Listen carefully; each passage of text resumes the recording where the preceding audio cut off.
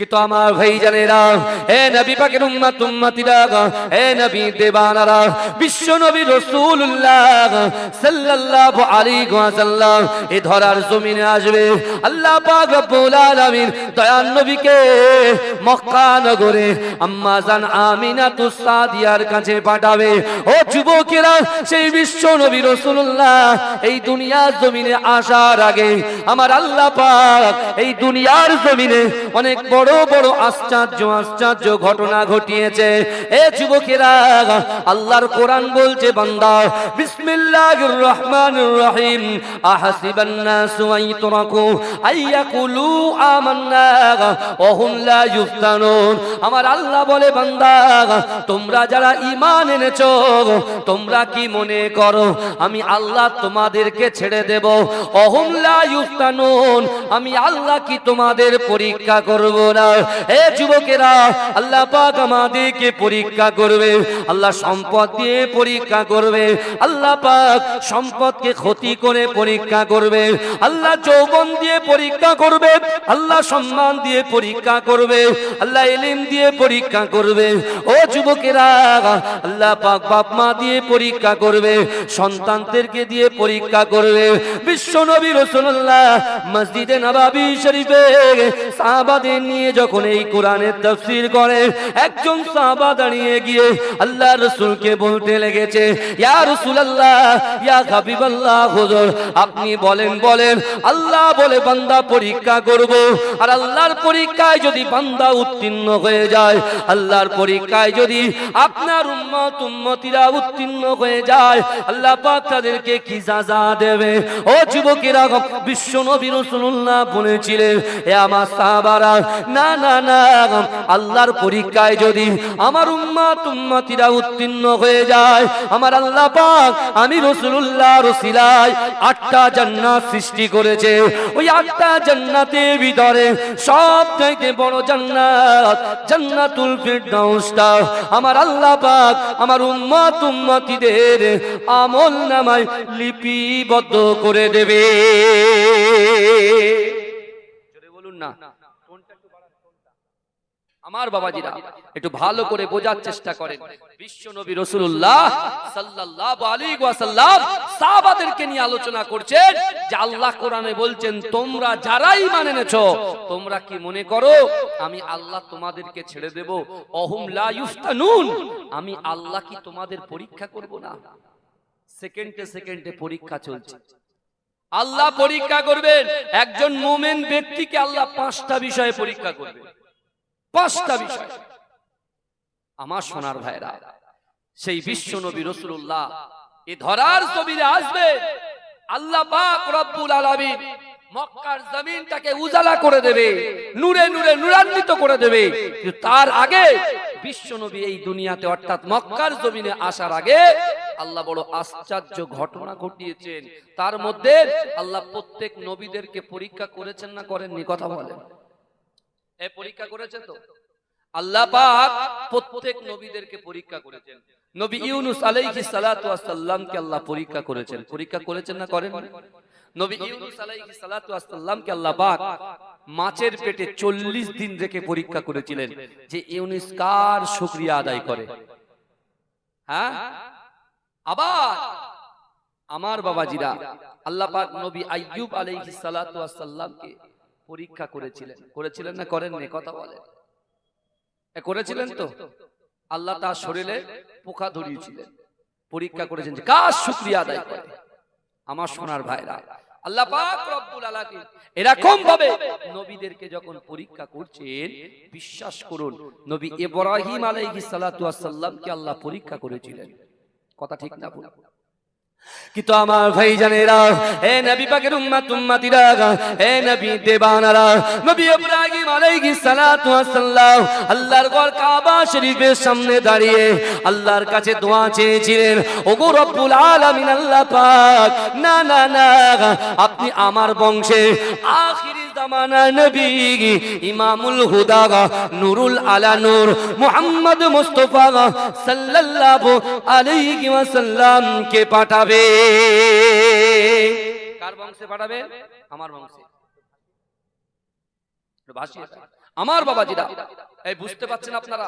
তা বিশ্ব নবী রাসূলুল্লাহ সাল্লাল্লাহু আলাইহি ওয়াসাল্লাম ধরার জমিনে আসার আগে ইব্রাহিম আলাইহিস সালাতু ওয়াস সালাম আল্লাহর কাছে দোয়া চেয়েছিলেন। আর নবী ইব্রাহিম আলাইহিস সালাতু ওয়াস সালামের দুটো স্ত্রী ছিলেন। প্রথমের নাম হচ্ছে আম্মাজান সারা, আর দ্বিতীয় স্ত্রীর নাম হচ্ছে আম্মাজান হাজেরা। এই শুনছেন? কিন্তু সারার গর্ভে প্রথম সন্তান আসেননি, বহুকাল পর নবী ইব্রাহিম আলাইহিস সালাতু ওয়াস সালাম আল্লাহর কাছে দোয়া চেয়েছিলেন, আল্লাহ আপনি আমাকে একটা সন্তান দেন। মা সারা আলাইহিস সালাতু ওয়াস সালাম মা হাজেরার সঙ্গে ইব্রাহিম আলাইহিস সালাতু ওয়াস সালামের বিবাহ দিলেন। জোরে বলুন। আল্লাহ সেই মা হাজেরার গর্ভে একটা সন্তান দিলেন, যে সন্তানের নাম হচ্ছে নবী ইসমাঈল আলাইহিস সালাতু ওয়াস সালাম। জোরে বলবেন না? জোরে বলুন না। তাকবীর দিন না নারে তাকবীর? जोरे तकबीर देना, नारे तकबीर। नूर वाला आया है, नूर लेकर आया है, सारे आलम नजरे देखो कैसा नूर छाया है। अस्सलातु वस्सलामु अलैका या रसूल अल्लाह, अस्सलातु वस्सलामु अलैका या हबीब अल्लाह। नूर वाला आया है, नूर लेकर आया है, सारे आलम नजरे देखो कैसा नूर छाया है।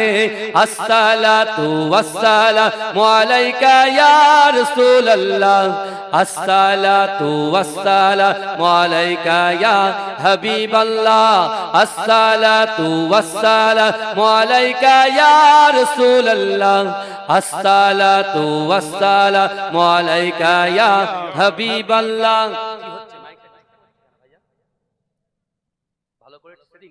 দরুদ শরীফ পড়েন। আল্লাহুম্মা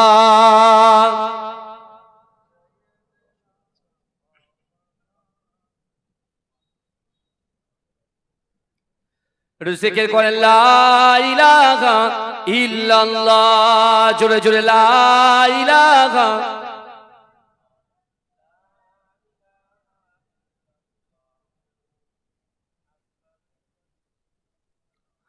नूर वाला आया है, नूर लेकर आया है, सारे आलम नजरे देखो कैसा नूर छाया है। अस्सलातु वस्सलामु अलैका या रसूल अल्लाह, अस्सलातु वस्सलामु अलैका या हबीब अल्लाह। जब तलक ये चांद तारे झिलमिलाते जाएंगे, तब तलक जश्ने मिलादत हम बनाते जाएंगे। नूर वाला आया है, नूर लेकर आया है, सारे आलम नजरे देखो कैसा नूर छाया है। अस्सलातु वस्सलामु अलैका या रसूल अल्लाह, अस्सलातु वस्सलामु अलैका या हबीब अल्लाह, अस्सलातु वस्सलामु अलैका या रसूल अल्लाह, अस्सलातु वस्सलामु अलैका या हबीब अल्लाह। जब तलक ये चांद तारे झिलमिलाते जाएंगे, तब तलक जश्ने मिलादत हम बनाते जाएंगे। नूर वाला आया है, नूर लेकर आया है, सारे आलम नजरे देखो कैसा नूर छाया है। अस्सलातु वस्सलामु अलैका या रसूल अल्लाह, अस्सलातु वस्सलामु अलैका या रसूल अल्लाह। अल्लाहुम्मा सल्ली अला।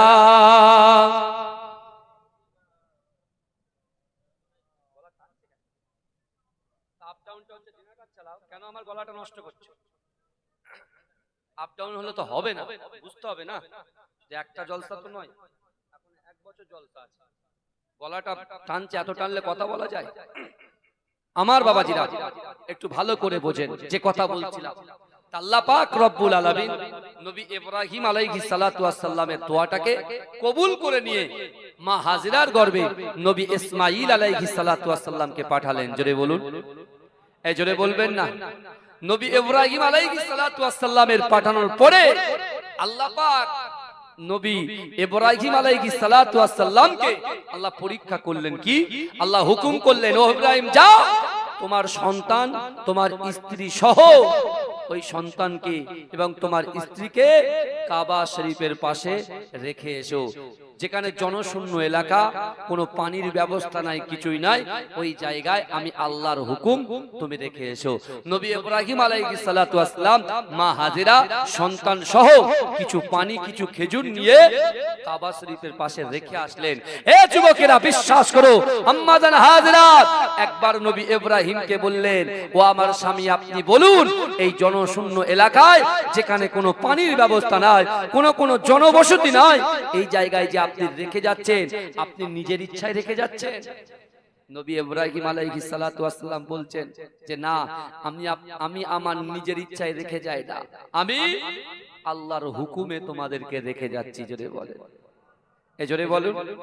ভাই, আপনি এক বালতি পানি নিয়ে বেরিয়ে পড়লেন, বাইরে সফর করতে গেলেন, বুঝতে পেরেছেন? এক একটা মানুষ 1-1.5 লিটার করে পানি খায় সারা দিনে, 2 লিটারও খায়, 3 লিটারও খায়।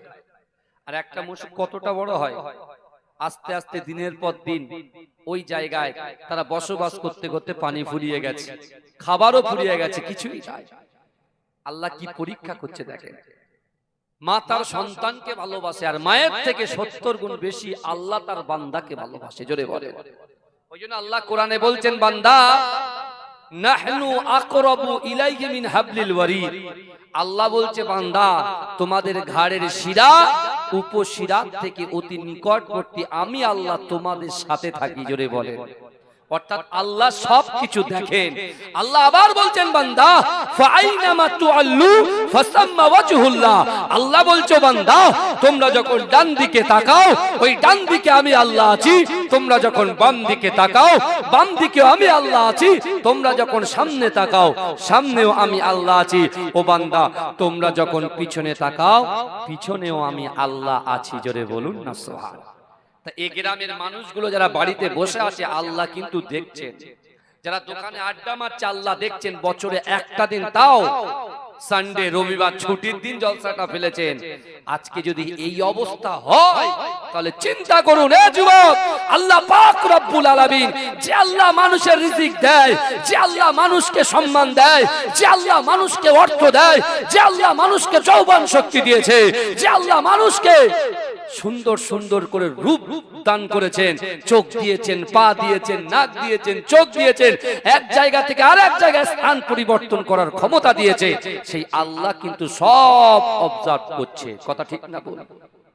হ্যাঁ, আল্লাহ যদি বলে কুন হও ফায়াকুন, সঙ্গে সঙ্গে হয়ে যায়। এ যুবকেরা, আল্লাহ ইচ্ছা করলে হাতটাকে প্যারালাইসিস করে দিতে পারে কি পারে না? আল্লাহ ইচ্ছা করলে চোখটা অন্ধ করে দিতে পারে কি পারে না? আল্লাহ ইচ্ছা করলে যে যৌবন নিয়ে আমরা শান দেখাই, যে যৌবন নিয়ে আমরা গর্ব করি, আল্লাহ ওই যৌবনটাকে সেকেন্ডের মধ্যে কেড়ে নিতে পারে কি পারে না? কথা বলেন। হ্যাঁ, আল্লাহ পাক রব্বুল আলামিন পরীক্ষা করেছেন যারা অহংকার করেছেন, যারা অহমিকা করেছে, পরচর্চা, পরনিন্দা করেছে, নবীদেরকে ক্ষতি করার চেষ্টা করেছে, যারাই ক্ষতি করতে এসেছে, আল্লাহ তাদেরকে দুনিয়া থেকে সাফ করে দিয়েছে। কথা ঠিক না ভুল বলেন? নবী মুসা আলাইহিস সালাতু ওয়াস সালামকে বেইজ্জতি করেছে ফেরাউন, আল্লাহ ফেরাউনকে পানিতে ডুবিয়ে শেষ করেছে। কথা ঠিক না ভুল? কথা বলেন না, এই কথা বলেন। আবু লাহাব আমার রাসূলকে অত্যাচার করেছে, আল্লাহ আবু লাহাবের হাতকে ধ্বংস করে দিয়েছে। কথা ঠিক না ভুল বলেন? আবু জেহেল রাসূলুল্লাহর বিরোধিতা করেছে, অত্যাচার করেছে, আল্লাহ আবু জেহেলকে মিটিয়ে দিয়েছে। আজও কিয়ামতের মাঠে, আজও জাহান্নামের আগুনে তারা পুড়ছে। আল্লাহ পাক সেই বিশ্ব নেতা, জগৎ নেতা, হায়াতুন নবী, নূর নবী, নূর মিন নূরিল্লাহ, নূরুল আলা নূর, নূরে মুজাসসাম, সরকার দো আলম, হাবিবে লবিবে তাবিব জানাবে মুহাম্মদ মুস্তাফা সাল্লাল্লাহু আলাইহি ওয়াসাল্লাম কে আমার আল্লাহ পাক রব্বুল আলামিন কত ইজ্জত, কত শান দিয়েছে।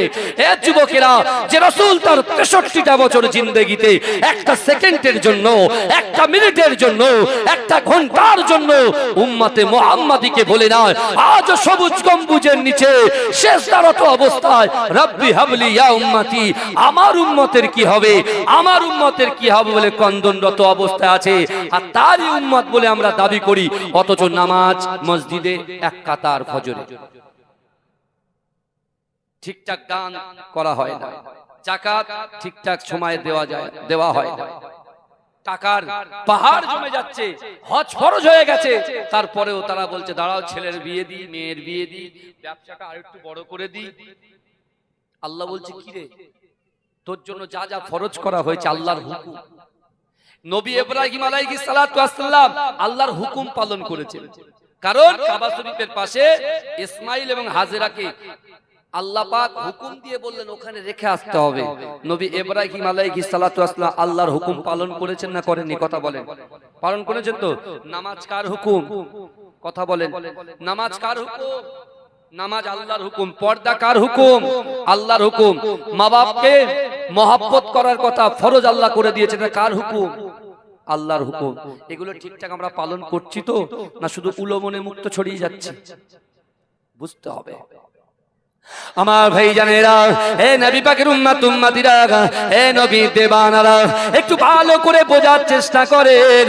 আমার আল্লাহ পাক রব্বুল আলামিন এ ধরার জমিনে কাবা শরীফের পাশে আমার আল্লাহ পাক আমার দয়ার নবীকে কোন বংশে পাঠাবে? আমার আল্লাহ পাক রব্বুল আলামিন যে কাবা শরীফটা আমার আল্লাহ পাক রব্বুল আলামিনের বান্দা বান্দিরা তওয়াফ করতে আসবে, আল্লাহর মেহমান হিসাবে যে কাবা শরীফটা তওয়াফ করবে। লব্বাইক আল্লাহুম্মা লব্বাইক, লব্বাইক লা শারীকা লাক লব্বাইক, ইন্নাল হামদা ওয়ান নি'মাতা লাকা ওয়াল মুলক লা শারীকা লাক। আল্লাহর মেহমানরা কাবা শরীফ তওয়াফ করে মাকামে ইব্রাহিমের পিছনে 2 রাকাত সালাত আদায় করার পরে আল্লাহ পাক যে zamzam কূপের ব্যবস্থা করবে, যে পানির ব্যবস্থা করবে, ওই পানিটা আমার মেহমানকে কে পান করাবে? কোন বংশের মানুষ পান করাবে? আমার আল্লাহ পাক আসমানের উপরে সবকিছু আল্লাহ সাজিয়ে রেখেছে। ও যুবকেরা, আল্লাহর রাসূল এই পৃথিবীতে আসার আগে আল্লাহর রাসূলের দাদু আব্দুল মুত্তালিবকে আমার আল্লাহ পাক স্বপ্ন দেখালেন, ও আব্দুল মুত্তালিব, কাবা শরীফের পাশে zamzam কূপটা খনন করতে হবে, বাররা খনন করো। এ যুবকেরা, এ নবী পাকের উম্মত উম্মতিরা, আল্লাহ পাক রব্বুল আলামিন আব্দুল মুত্তালিবকে বললেন, ও আব্দুল মুত্তালিব, না না, zamzam কূপটা খনন করো। এ যুবকেরা, আব্দুল মুত্তালিব বললেন zamzam কূপ আবার কি? বলছে না না না, যে কূপের পানি হচ্ছে মিষ্টি জান্নাতি পানি, যা কখনো ফুরাবে না। যদি বলুন না, কারণ zamzam কূপটা আগে যখন নবী ইসমাইল আলাইহিস সালাতু ওয়াস সালামের পায়ের নিচে থেকে আল্লাহ যে zamzam কূপটা বার করেছিলেন, ওই zamzam কূপের পানি, ওই zamzam কূপের পানি খেয়ে তৃপ্তি নিবারণ করেছিলেন তার শরীরে। এবং জারহুম গোত্র বলে একটা গোত্র, যেটা ইয়ামান থেকে তারা পানি তালাশ করতে করতে দুর্গম মরু প্রান্তরে ঘুরতে ঘুরতে ঘুরতে ঘুরতে কাবা বাইতুল্লাহ শরীফ এই zamzam কূপের পাশে, এই zamzam কূপের পাশে এসে ওখানে জারহুম গোত্রের মানুষেরা নবী ইসমাইল আলাইহিস সালাতু ওয়াস সালামের আম্মা জানের হুকুমে ওরা বসবাস করতে লেগেছিলেন। এই শুনছেন আপনি? আবার জারহুম গোত্রের মানুষের সঙ্গে আমালিকা গোত্রের সঙ্গে নবী ইসমাইল আলাইহিস সালাতু ওয়াস সালামের বিবাহ হয়। এই শুনছেন?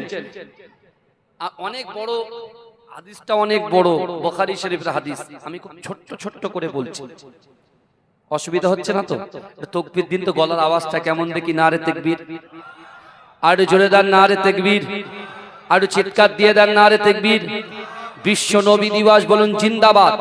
এই আমি বলবো নারায়ে মুস্তাফা, আপনারা বলবেন মারহাবা মারহাবা।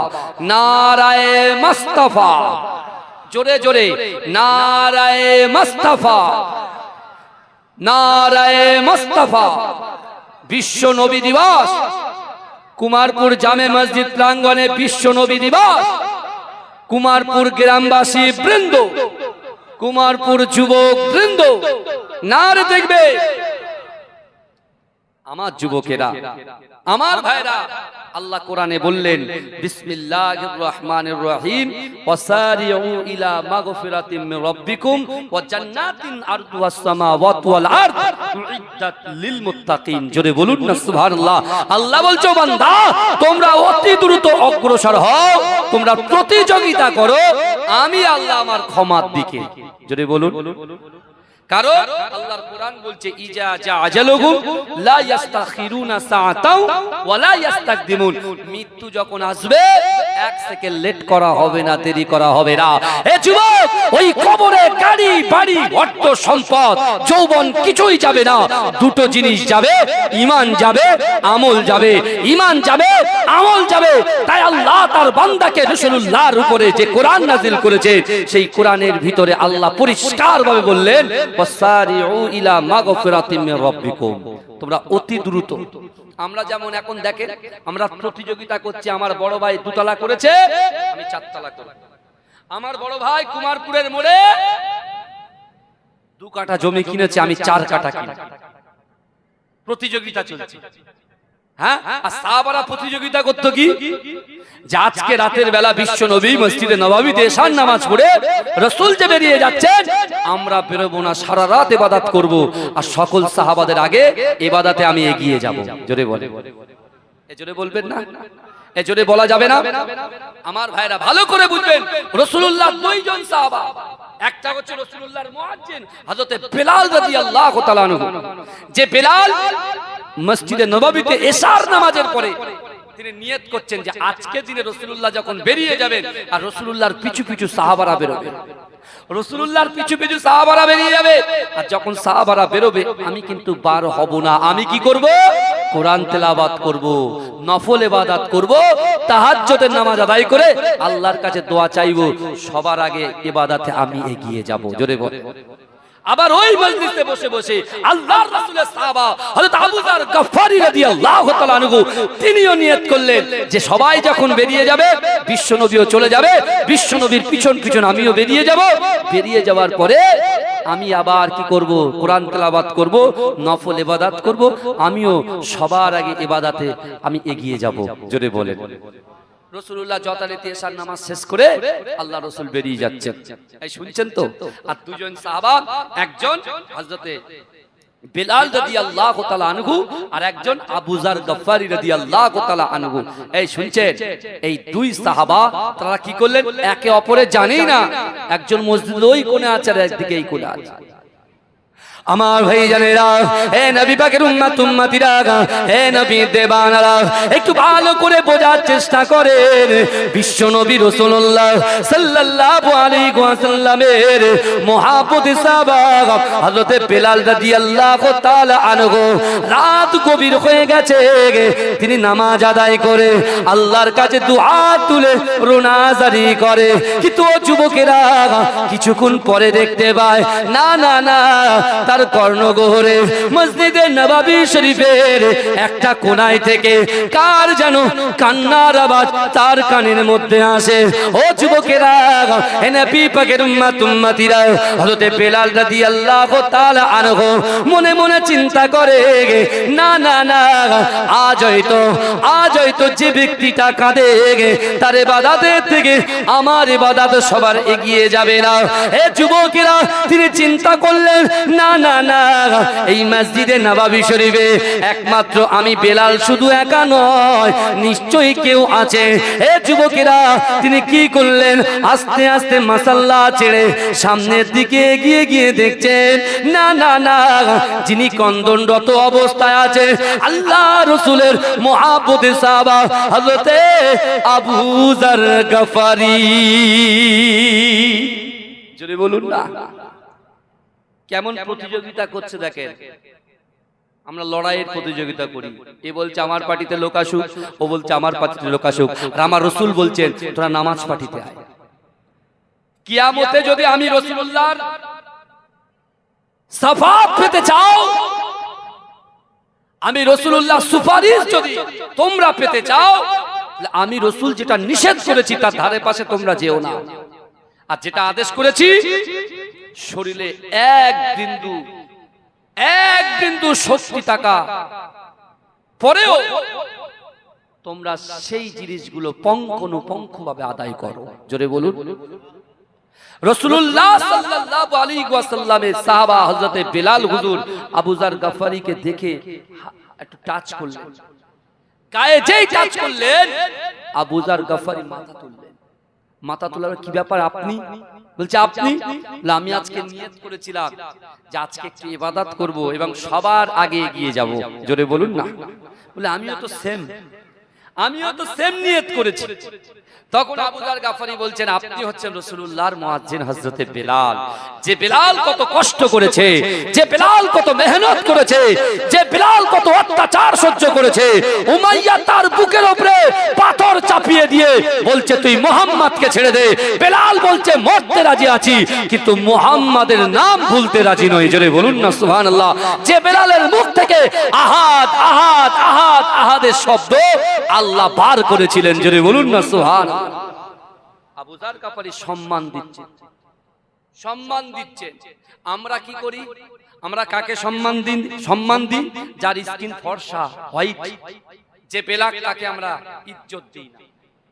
অনেকে আছে কালো মানুষ পছন্দ করে না, কালো বউ পছন্দ করে না, কিন্তু এ বোকা জানে না যে আল্লাহর মাখলুক যা কিছু পৃথিবীতে আমরা দেখছি সবই আল্লাহ সৃষ্টি করেছে, আর আল্লাহ সৃষ্টি কখনো খারাপ হতে পারে না। জোরে বলুন।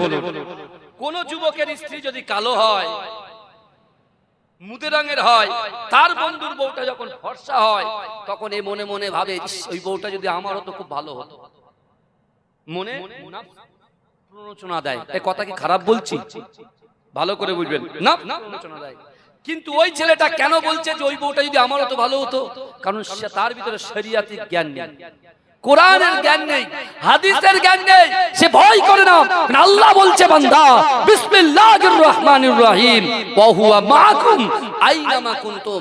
আল্লাহ বলছে বান্দা তোমরা যেখানে আমি আল্লাহ সেখানে। জোরে বলুন না সুবহানাল্লাহ।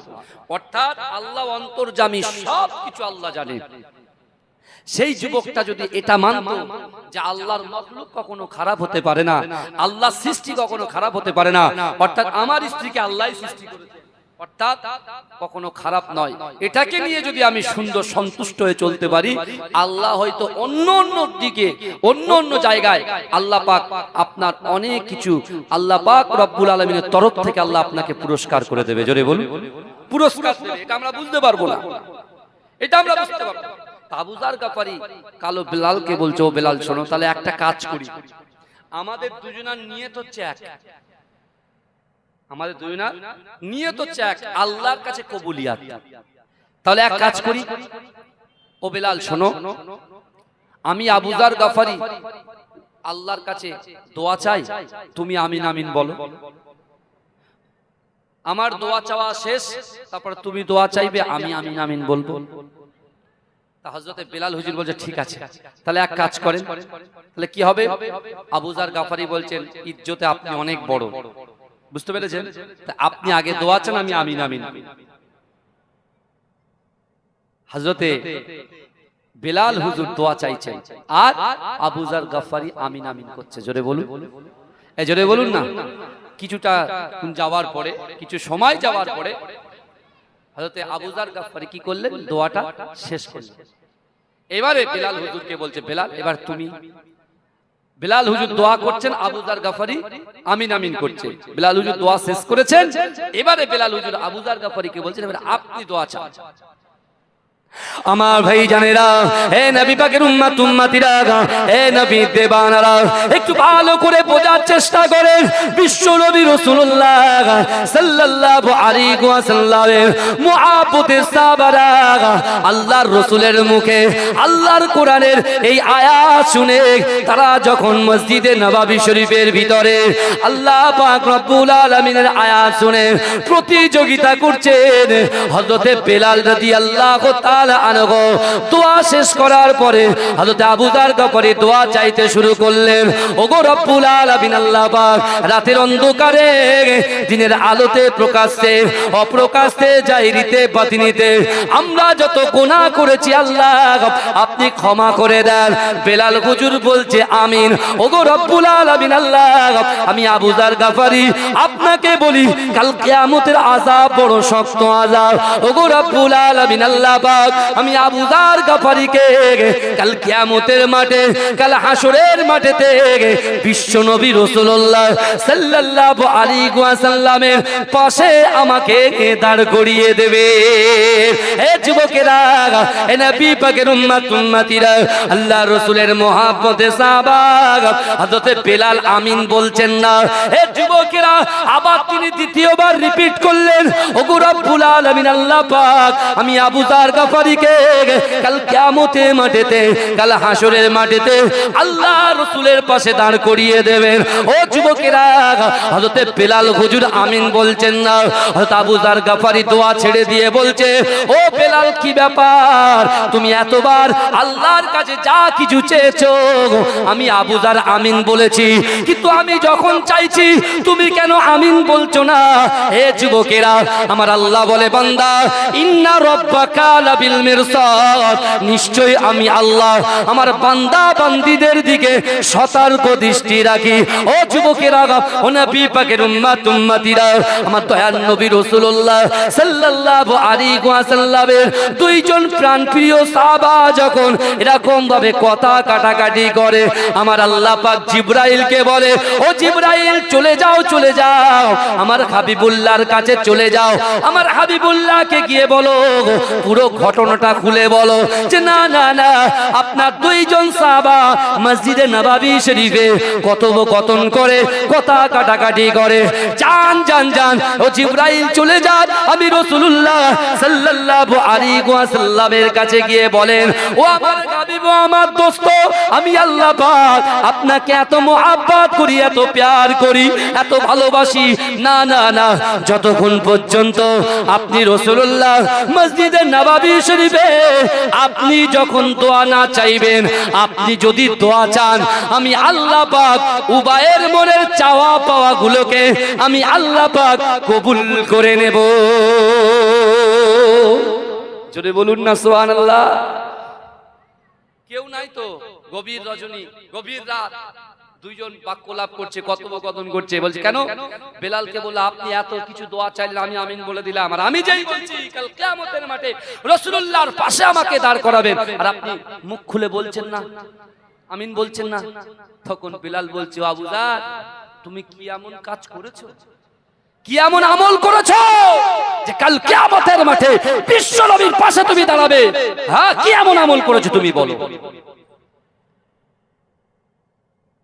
জুম্মার দিন নামাজ পড়ে জান্নাত দেখা স্বপ্ন দেখছে, তাই না?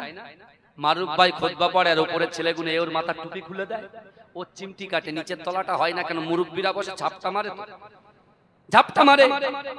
এ সারাক্ষণ পাট টাট ধুয়ে একদম মাঠ থেকে এসে অফিস থেকে এসে বসে বসে ধাই সারা মতো 2 ঘন্টা মানে 40টা মিনিট বা 30 মিনিট একটু বসতে পারলে হয়ে যায়, সব আদায় হয়ে যাবে, হক আদায় হয়ে যাবে। বুঝতে পারছেন না আমার বাপেরা? তখন কি করছে? খুতবা শোনা ওয়াজিব, খুতবা না শুনে ওর চিমটি কাটছে, ওর চিমটি কাটছে। খুতবাটা হয়ে গেছে, শুধু 2 রাকাত নামাজের ভিতরে দ্বিতীয় রাকাতে বলছে কখন শেষ হবে বাড়ি যাব, কখন শেষ হবে বাড়ি যাব। বুঝতে পারছেন? এরকম করি তো চিন্তা করেন। সাহাবারা হচ্ছেন, আল্লাহ রাসূল বলছে আমার এক একটা সাহাবা হচ্ছে নক্ষত্র স্বরূপ। জোরে বলুন। সেই সাহাবা কেমন রিয়েলাইজ করছে দেখেন। বেলাল বলছে, আবু যার, তুমি কি এমন আমল করেছো যে তুমি রাসূলুল্লাহর পাশে দাঁড়াবে? এরকম বাক্যলাপ হতে, কথোপকথন কটা কাটাকাটি হতে হতে হঠাৎ করে দেখছেন যে মসজিদে নববী অন্ধকার জায়গাটা আলোয় আলোকিত হয়ে গেছে। জোরে বলুন, জোরে বলুন না বাবা, চিৎকার দিয়ে হবে না। সুবহানাল্লাহ। তাকবীর দেন না, আরে তাকবীর। জিমিয়ে যাচ্ছেন কেন? এখন আমার ভাই এসছে তো, হ্যাঁ, আমার আমিনুদ্দিন রিজভী ভাই এসছে না, আলোচনা শুনবেন, বিখ্যাত বক্তা। বুঝতে পেরেছেন? বক্তা জগতে ভুয়া আলোড়ন সৃষ্টিকারী। বুঝতে পেরেছেন? আমরা ছোটখাটো মানুষ, পীরের আওলাদ, একটু ঘুরে ঘুরে বেড়াচ্ছি। বুঝতে পারছেন না? হ্যাঁ, আমার সোনার ভাইরা ভালো করে বলে, যখন আলোকিত হয়ে গেছে এরা তখন পিছনে ঘুরে দেখছে বিশ্বনবী মুস্তাফা মসজিদে নববীতে হাজির হয়ে গেছে। জোরে বলে। এরা বলছে রাসূলুল্লাহ জানলো কি করে? আল্লাহ রাসূল এসে প্রথম বাক্যটা কি বলেছিল জানেন? বাবা বেলাল, বাবা আবু যার, তোমরা দুজন তো আমাকে সারা রাত ঘুমাতে দিলে না। জোরে বলুন না। এই রাসূল বলছে তোমরা দুজনা সারা রাত ঘুমাতে দিলে না। ইয়া রাসূলুল্লাহ বলে হ্যাঁ সব খবর আমার কাছে আছে, সব খবর আমার কাছে আছে। এই শুনছে বিশ্বনবী রাসূল সাল্লাল্লাহু আলাইহি ওয়াসাল্লাম কি করলেন? আমার দয়ার নবী মুস্তাফা জানে রহমত দুজনকে কাছে টেনে এনে আল্লাহ রাসূল বলছে বাবা আবু যার, বাবা বেলাল, ঠিক আছে আমি রাসূলুল্লাহ তোমাদের জন্য আল্লাহর কাছে হাত তুলছি, তোমরা আমিন আমিন করো। জোরে বলে। বুঝতে পারছেন না? আল্লাহ রাসূল সাল্লাল্লাহু আলাইহি ওয়াসাল্লাম কিছুক্ষণ পরে বলছে তোমাদের দুজনের ভিতরে কে দোয়া চাইবে বল, যে দোয়া চাইবে আমি রাসূলুল্লাহ পিছন থেকে আমিন বলবো। হযরত বেলাল হুজুর দোয়া চাইলেন, রাসূলুল্লাহ আমিন বললেন, আল্লাহ তাদের মনের বাসনাকে কবুল করে নিলেন। জোরে বলে। এই জোরে বলা যাবে না সুবহানাল্লাহ? এই জোরে বলা যাবে না?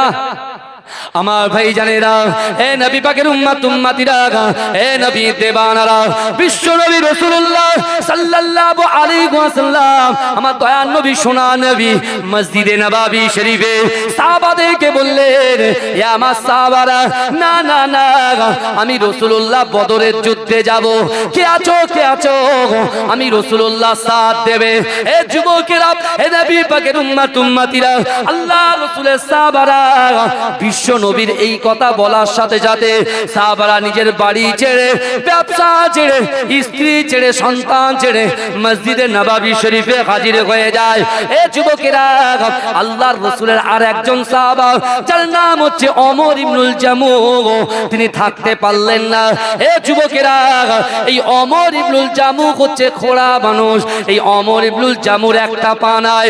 এ যুবকেরা, এ নবী পাকের উম্মত উম্মতিরা খুঁড়িয়ে খুঁড়িয়ে খুঁড়িয়ে খুঁড়িয়ে মসজিদে নববী শরীফে এসে আল্লাহর রাসূলের পায়ের কাছে বসে গিয়ে আল্লাহ রাসূলকে বলছে, ইয়া রাসূলুল্লাহ, ইয়া হাবিবাল্লাহ, গুলুন আমি ওমর ইবনুল জামুহ আপনার সঙ্গে বদরের যুদ্ধে যেতে চাই। হে যুবকেরা, হে নবী পাকের উম্মত উম্মতিরা, ওই সময় বিশ্ব নবী রাসূলুল্লাহ সাল্লাল্লাহু আলাইহি ওয়াসাল্লাম বলেছিল, ও বাবা ওমর ইবনুল জামুহ, না না না, ও বাবা জামুল ইবনুল জামুহ, তুমি তো অসুস্থ বাবা, না না না তোমাকে আমার সঙ্গে যেতে হবে না, যাও যাও যাও মসজিদে নববী শরীফে তুমি আল্লাহর ইবাদত বান্দিগি করো। আমি রাসূলুল্লাহ তোমাকে কথা দিলাম, আমি যে বদরের যুদ্ধে যাব আমার সঙ্গে যে সকল সাহাবারা যাবে আল্লাহ পাক রব্বুল আলামিন ওই যুদ্ধে যাবার জন্য আল্লাহ যে সওয়াব আতা করবে তোমাকে বাড়ি বসে বসে আল্লাহ পাক সেই সওয়াব আতা করবে। জোরে বলুন না। এই জোরে বলা যাবে না সুবহানাল্লাহ? নারে তাকবীর। চিন্তা করেন ওমর ইবনুল জামুকে বলছে, কারণ তিনি খোড়া মানুষ, ভাই যুদ্ধে কে খোড়া কে কানা দেখে নাকি? এই কথা বলেন। আল্লাহ রাসূল চিন্তা করলেন যে ওমর ইবনুল জামু কি করবে গিয়ে, ও গেলেই তো সমস্যা হয়ে যাবে, কারণ দুশমনেরা তো আর মুখ দেখে তো আক্রমণ করে না। এই বুঝছেন ভাই? ধরেন আমরা এখন পাকসার কাছ 6 লেন দেখেছেন নিশ্চয়ই, নিউ টাউনে। আমি একটুখানি বলি, ইকো পার্কের পাশে আমার যুবকরা ইকো পার্ক খুব ভালো চেনে। ইকো পার্কের যে মেট্রো যে ফ্লাইওভারটা আছে, বুঝতে পেরেছেন? ওই মেট্রো ফ্লাইওভারের উপরে ধরেন আমরা তার নিচে দাঁড়িয়ে আছি, তার নিচে আমরা দাঁড়িয়ে আছি, কিন্তু ওই জায়গায় অনেক পাপী ব্যক্তি আছে, ওই জায়গায় অনেক পাপী ব্যক্তি আছে, আবার ওই জায়গায় অনেক ভালো ব্যক্তি আছে। ভালো করে শুনবেন, ইবাদত গুজার ব্যক্তি আছে, কিন্তু হঠাৎ করে আল্লাহ সেখানে একটা আযাব পাঠান, বুঝলেন? খারাপ মানুষের উপর আযাবটা পাঠাবেন আল্লাহ, কিন্তু পাশে ভালো মানুষ আছে। ওই আযাব যখন খারাপ মানুষের জন্য, বদ মানুষের জন্য, তাদের উপরে যখন আযাব পাঠায়, এই আযাবের জন্য, এই শুনছেন, এই আযাবের জন্য ভালো মানুষগুলো কিন্তু ইন্তেকাল করে, ভালো মানুষগুলো ইন্তেকাল করে। রাসূলুল্লাহর কাছে প্রশ্ন করেছিল, তাহলে কি হবে ইয়া রাসূলুল্লাহ? বলে সাময়িক সময় দুনিয়ার জমিনে তার স্ত্রী তার পুত্র কষ্ট পাবে, ব্যথা পাবে, কিন্তু কাল কিয়ামতের মাঠে ওই সকল ভালো ব্যক্তি যারা ইবাদত গুজার তারা কিন্তু জান্নাতে যাবে। জোরে বলুন, জোরে বলবেন না? ওই জন্য আমরা কি করি বলেন তো, বিপদের সময় সন্তানদেরকে বলি বাবা যাবি না, ওই জায়গায় যাবি না, ওই জায়গায় যাবি না। বুঝতে পেরেছেন? তা আল্লাহ রাসূল চিন্তা করছেন যে আমি যখন বদরের যুদ্ধে যাব, তো ওমর ইবনুল জামু সে একজন খোড়া ব্যক্তি। কি বুঝলেন? ওমর ইবনুল জামু সে একজন খোড়া ব্যক্তি। আমার ভাইরা একটু ভালো করে বোঝে, তা আমি ওকে নিয়ে যাব না, কারণ ও শরীর অসুস্থ। ওমর ইবনুল জামুর শরীরটা কি অসুস্থ। কি বুঝলে? রাসূলুল্লাহ বলছেন না তোমাকে নিয়ে যাওয়া হবে না। কিন্তু ওমর ইবনুল জামু কি করলেন জানেন? তিনি রাসূলুল্লাহর প্রতি বিরক্ত হলেন না, অসন্তুষ্ট হলেন না। তিনি তখন কি করলেন জানেন? রাসূলুল্লাহ বেরিয়ে গেলেন, মসজিদে নববীতে বসে আল্লাহর কাছে বসে নামাজের পাটিতে বসে আল্লাহকে বলছে, আল্লাহ আমি মদিনায় ছিলাম, রাসূল ছিল মক্কায়। রাসূল যেদিনকে কোরআন তেলাওয়াত করেছিল, মক্কার কাফেরগুলো কোরআন শোনার জন্য পাগল পারা হয়েছিল। জোরে বলুন। কোরআন শুনে আবু বকর হুজুর, আলী হুজুর, যায়েদ হুজুর যখন আল্লাহর রাসূলের হাতে হাত দিয়ে কলেমা পড়ে মুসলমান হয়েছিলেন, রাসূলুল্লাহ তাদেরকে বার্তা দিয়েছিলেন, তিনটা আমলের কথা বলেছিলেন কোরআন থেকে। আল্লাহ রাসূল আবু বকরকে বলেছিল যে আবু বকর, বাবা আবু বকর, আমি রাসূলুল্লাহ বলছি আমি আমার উম্মতকে ভালোবাসি। আমার উম্মতের দ্বারা যেটা অসম্ভব, নারী হোক, পুরুষ হোক, যুবক হোক, যুবতী হোক, যার দ্বারাই অসম্ভব, এই অসম্ভবকে আমি আল্লাহ সম্ভব করে দেবো। জোরে বলে। কিসের বিনিময়ে? তিনটা আমলের বিনিময়ে। এক, আল্লাহর কোরআন বলছে ইয়া আইয়ুহাল্লাযীনা আমানু, ইয়া আইয়ুহাল্লাযীনা আমানুত্তাকুল্লাহ ওয়া কুনু মা'আস সাদিকিন। প্রথম আয়াত রাসূলুল্লাহ তেলাওয়াত করে বলেছিলেন ইয়া আইয়ুহাল্লাযীনা আমানু, হে আমার বিশ্বাসী ঈমানদার বান্দারা, ওয়াত্তাকুল্লাহ, আমি আল্লাহ আমাকে ভয় করো। জোরে বলুন, জোরে বলবেন না? দ্বিতীয় নম্বর আয়াত তেলাওয়াত করেছিলেন, যেটা আমি প্রথমে বলেছি, বিসমিল্লাহির রহমানির রহিম, কুল ইন কুনতুম তুহিব্বুনাল্লাহা ফাত্তাবিউনি ইউহিব্বুকুমুল্লাহ। হে নবী আপনি বলুন আমি আল্লাহ আমাকে ভালোবাসতে চাই, আমাকে ভালোবাসার আগে না আপনাকে ভালোবাসে। আপনিটাকে বিশ্ব নবী মুস্তাফা। জোরে বলুন না সুবহানাল্লাহ। আর তিন, কোরআন শরীফে 82টা জায়গায় আকিমুস সালাত, নামাজ নামাজ নামাজ নামাজ নামাজ। অর্থাৎ রাসূল বলে দিলেন এক, আল্লাহর ভয়, দুই, রাসূলুল্লাহর মহব্বত, তিন হচ্ছে নামাজের পাটি। অর্থাৎ ওই নামাজের পাটিতে আপনার অন্তরের কথা, ইচ্ছার কথা, আকাঙ্ক্ষার কথা, উদ্দেশ্যের কথা, নিয়তের কথা যদি আল্লাহর সঙ্গে বলতে পারেন, আর আল্লাহ বলছেন আমি পরীক্ষা করব কি যে ওই বান্দা কতটা আমি আল্লাহকে ভয় পায়, কতটা আমার বিশ্বনবী মুস্তাফাকে মহব্বত করে। আর আমি আল্লাহ যে 5 বার আমার বান্দাকে ডাকি আসসালাতু খায়রুম মিনান নাওম, ঘুম থেকে নামাজ উত্তম, আর কারা এই নামাজে এই ডাকে সাড়া দেয়, যদি সাড়া দেয়, যদি আল্লাহকে ভয় করে, রাসূলকে মহব্বত করে, আমি আল্লাহ বলছি আমার ওই বান্দা বান্দির অন্তরের ভিতরে যে দুর্বলতা আছে, ওই দুর্বলতাকে কাটিয়ে দিয়ে আমি আল্লাহ পাক তার অসম্ভবকে সম্ভব করে দেবো। জোরে বলুন, জোরে বলা যাবে না? ওমর ইবনুল জামু সেই কথাটা আল্লাহকে বলছে, আল্লাহ আমি কিন্তু বিশ্বাস করি আপনার রাসূলকে, আমি খোঁড়াটা কি হয়েছে, আমি কোনো কাফেরকে ভয় পাই না, আমি রাসূলুল্লাহকে আমার জীবনের থেকে বেশি ভালোবাসি। জোরে বলুন। কে বলছে? ওমর ইবনুল জামু বলছে। আর আমি আপনি হলে বলতাম যে হুজুর নিয়ে যাই। এই আমরা যখন জলসায় আসি অনেক বন্ধুরা বলে ভাই যাবো, কিন্তু অন্য অন্য জায়গায় অনেকে বলে ভাই একটু যাবো, অনেক হয়তো নিয়ে আসতে পারি না, অসন্তুষ্ট হয়ে যায়। বুঝতে পারছেন না? তারপরের দিন ফোন করি, যাবেন? বলছে না ভাল লাগে না, যাবো না। তার মানে কি রাগ করেছে বাবা। বুঝতে পেরেছেন? রাগ হারাম জিনিস বাবা। অনেক অনেক কিছু হবে দুনিয়ায়, চলতে গেলে ভুল ত্রুটি বিচ্যুতি হবে। বুঝতে পেরেছেন? অনেক কিছু হবে, কিন্তু আল্লাহ পাক কোরআনে বলে দিয়েছেন ইয়া আইয়ুহাল্লাযীনা আমানু তুবু ইলাল্লাহি তাওবাতান নাসুহা। আল্লাহ বলছে বান্দা তোমার জিনা হয়ে গিয়েছে, তুমি হারাম কাজ করে ফেলেছো, সুদ খেয়ে ফেলেছো, লোক তোমাকে সুদখোর বলে ডাকে, লোক তোমাকে সুদখোর বলে ডাকে, তুমি মদ খেয়েছো মদখোর বলে ডাকে, লোক তোমাকে দাম দেয় না। বান্দা শোনো, নির্জনে ইবাদতের জায়গায় বসে যাও, কোরআনটা শোনো, আমি আল্লাহ বলে দিয়েছি তুবু ইলাল্লাহি তাওবাতান নাসুহা। তুমি যদি তওবার মতো তওবা করতে পারো, আমি আল্লাহ পাক তোমার পিছনের গুনাহগুলোকে সব ক্ষমা করে দেব। জোরে বলে। জোরে বলা যাবে না সুবহানাল্লাহ। কারা কারা রাসূলুল্লাহকে ভালোবাসেন একটা হাত তোলেন তো দেখি। তাকবীর তার নারে তাকবীর। এই আওয়াজে হয় না, এমনি তো লাইট আপ এন্ড ডাউন করছে, মাইক আপ এন্ড ডাউন করছে, গলা বসে যাচ্ছে, এটা তো কষ্ট হচ্ছে। বসিয়ে দিয়েছে মারুফ ভাই, তাহলে আবার বড় ভাই, বুঝতে পারছেন? বলে দূর তুমি কি করলে সব। আর এমনি তো 4-5 জন বসেছিল, এখন মোটামুটি ভর্তি হয়েছে আলহামদুলিল্লাহ, চিল্লে মিল্লে একটু হয়েছে, বুঝতে পেরেছেন? আবার আজকে রাত্রে জলসায় যাবো সেই আপনার লক্ষ্মীকান্তপুর, তা অনেক দক্ষিণে, বুঝলেন? সেখানে যাব। কিন্তু আমার বাবা যে আপনারা যদি ফিডব্যাক না দেন, মাইকেরও ফিডব্যাক আছে, আপনাদেরও ফিডব্যাক আছে।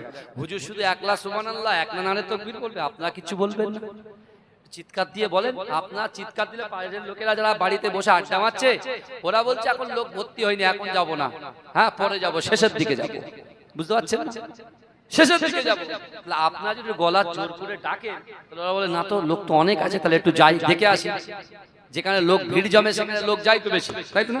একটু জোরে তাকবীর দাও, নারে তাকবীর, নারে তাকবীর, আল্লাহু আকবার। আমার ভাইরা, তাহলে আমি যখন হাত তুলবো জোরে সুবহানাল্লাহ হবে তো? হ্যাঁ হবে তো ইনশাআল্লাহ। আমি যখন এইভাবে হাত তুলবো জোরে সুবহানাল্লাহ হবে তো? বলুন ইনশাআল্লাহ, বলেন জোরে বলুন না। দেখেছেন তো কতক্ষণ জলসা শুনছেন, এক কান দিয়ে শুনছেন, এক কান দিয়ে বেরিয়ে যাচ্ছে, আমি জানি। সবাই বলে সবাই হাত তুলবো, মারুফ ভাই বলো, সবাই বলেছে হাত তুলবো, কিন্তু মিডিল থেকে কেউ হাত তুললো না, দুই একজন। মানে জলসা কিরাম চলছে, মানে বুঝতে পারছেন তো? এই কিছুদিন পরে সব বন্ধ হয়ে যাবে, বুঝতে পেরেছেন? আমরা যদি এইভাবে চলি, হ্যাঁ মনে শক্তি রাখেন, আল্লাহর উপরে ভরসা করেন, জিন্দেগিতে কোনো মানুষের কাছে মাথা নত করবেন না। এই মাথা নত যদি করতে হয় আল্লাহর কাছে করবেন, মনে থাকবে কি বলেছি, আল্লাহর কাছে করবেন। জীবনে কোনো মানুষের কাছে হাত পেতে কিছু চাইতে যাবেন না। যা কিছু চাইবেন, হাত যদি পাততে হয় যে আল্লাহ আপনাকে সৃষ্টি করেছে সেই আল্লাহর কাছে চাইবেন, আল্লাহ আপনার উপরে সন্তুষ্ট হয়ে যাবে। জোরে বলে, বুঝতে পেরেছেন না? সিস্টেম আছে চাওয়া।